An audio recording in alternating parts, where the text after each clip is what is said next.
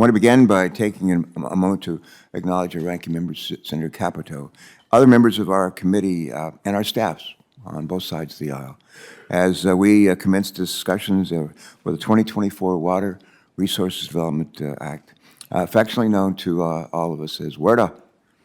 And I want to thank all the folks that are here and those who aren't here but have played a hand in this for not just this year but over the years, and for your commitment to working together on water resources infrastructure and solutions in a bipartisan way. As many of you will recall, the biennial WRDA legislation is an opportunity for us to once again consider the policies, the projects, the programs of the U.S. Army Corps of Engineers. Our most recent WRDA legislation passed the Senate, as you may remember, in 2022 with a vote of 93-1. I'll say it again, 93-1. To the amazement of many, our bill became the engine that literally helped carry the annual defense authorization bill to President Biden's desk, 93-1. That's a level of bipartisanship not often seen in Congress these days. Today, in that same bipartisan spirit, we start WRDA 2024 by hearing from several stakeholders who work closely with the Army Corps of Engineers to carry out that agency's multiple missions.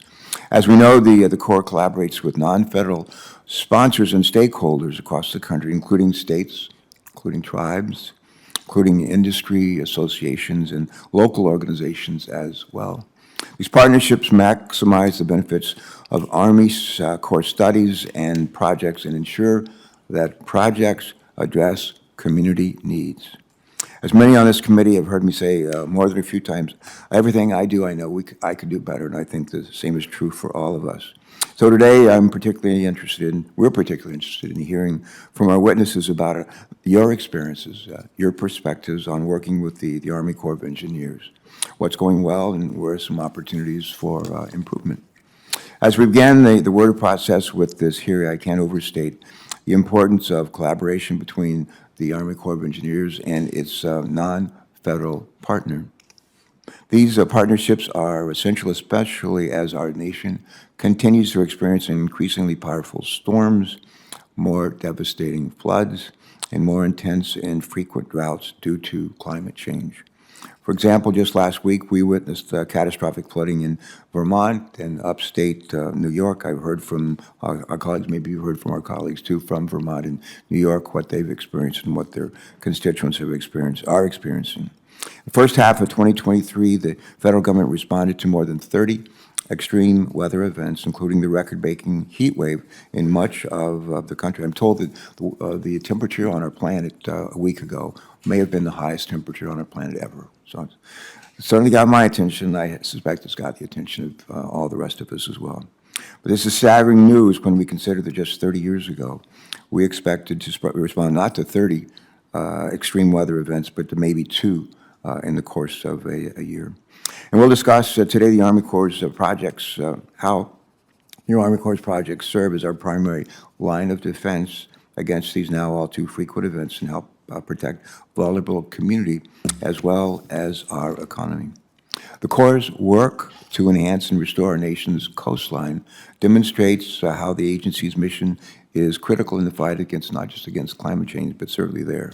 But increasingly powerful storms lead to the erosion of beaches, which make coastal communities more vulnerable to flooding. The Corps safeguards coastal towns from flooding by restoring or nourishing beaches.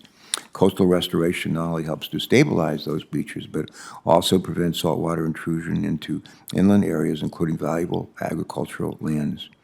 Agriculture, along with tourism, are primary industries in my state, along with tourism, and they're primary industries in many other states as well.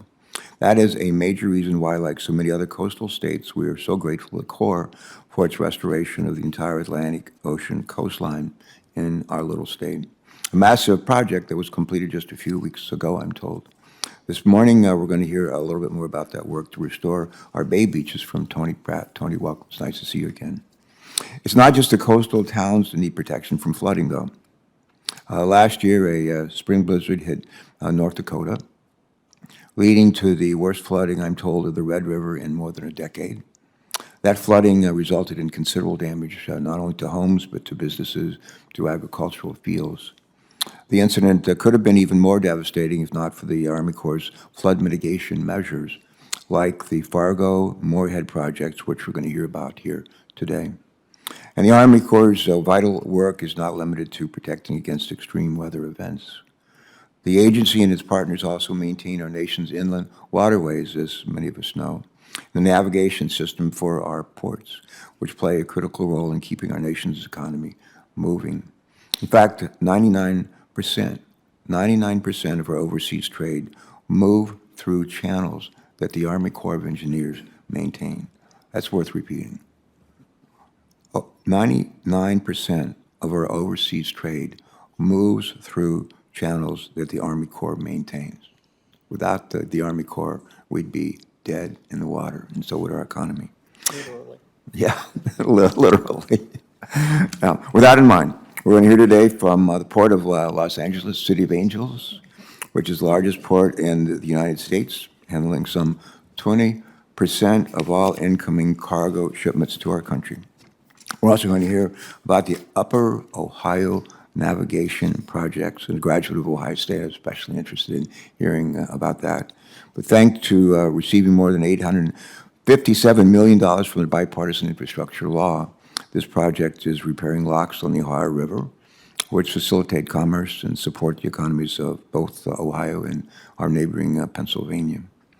Last Congress, through critical funding from the bipartisan infrastructure law and WRDA authorizations, we made historic progress in advancing the Army Corps' ability to support infrastructure that is vital to commerce and is vital to job creation. WRDA empowered the Corps to better account for climate change, to also support disadvantaged communities, and to improve infrastructure while also protecting our environment. Having said that, we still have more work to do, and today's hearing will allow us to assess the Corps' progress from prior WRDA legislation. It will also allow us to determine where and how Congress can assist the Corps with our water resources needs in WRDA 2024. And let me just close by saying that our committee members and our staffs on both sides of the aisle look forward to hearing testimony from our witnesses today as our committee sets priorities for the next authorization. We have, I think, in person, 3 of our 4 witnesses are here in person. I think will be joined remotely by 4th witnesses. And with that, let me turn to Senator Capito. And again, our thanks to you and your staff for helping us tee up this hearing and for all the great work we've done on WRDA.